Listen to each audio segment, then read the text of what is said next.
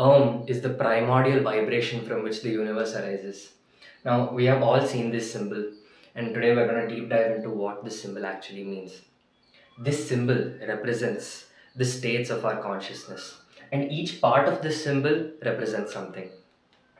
The lower curve corresponds to the sound and it represents Jagrat or a waking state. Now, anything that we perceive through our five senses can be determined as a Jagrat state.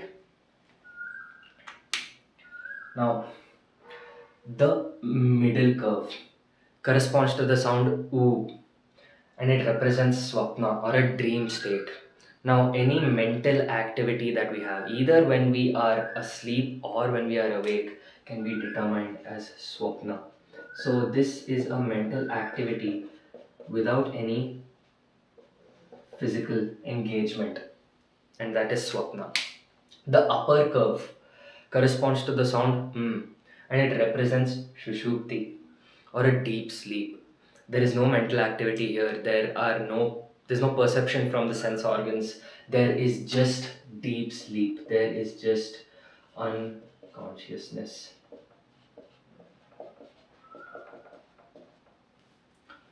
Now,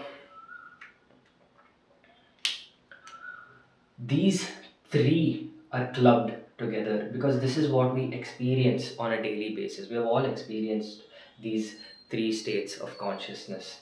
Now, there is another state of consciousness which is pure, which is infinite, which is our true selves, and that is Turiya or this Bindu over here. Now, Turiya corresponds to the silence that we experience after reciting Om. Turiya is silence, Turiya is infinite, Turiya is pure consciousness. Turiya is untouched by these three states. It is untainted by these three states. It does not contain anything in these three states. Pure awareness without any thought, without any ego, without any emotion, without identification. Just pure awareness. Just being fully conscious is being in Turiya. Now, whenever there is Turiya, there is no part of this. So, whenever you are in these three states of consciousness, you cannot experience Turiya. And that is why there is this crescent. This crescent represents Maya or illusion. So, anything and everything which stops you from knowing Turiya, which stops you from experiencing Turiya, can be known as a Maya or an illusion. And the main reason that we have this illusion is our ignorance. This is very important. Due to our ignorance, we forget about Turiya.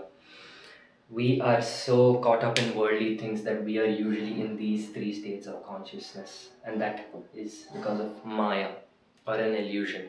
Now, the best way to experience Turiya is through dhyana. Now, dhyana can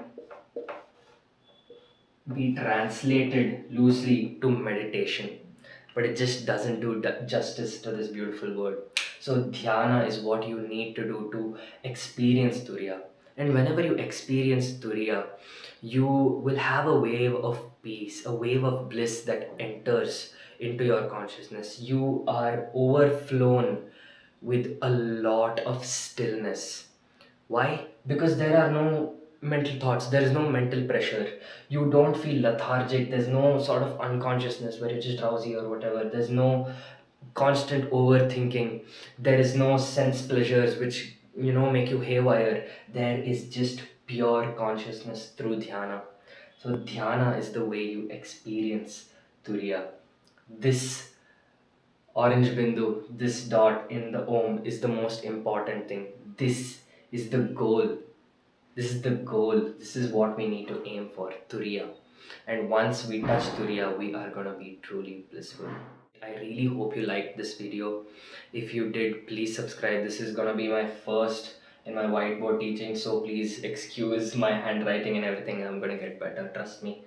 And yeah, please subscribe and wait for the next one. The next one is also going to be a nice one. Have a nice day. Jai Shri Krishna.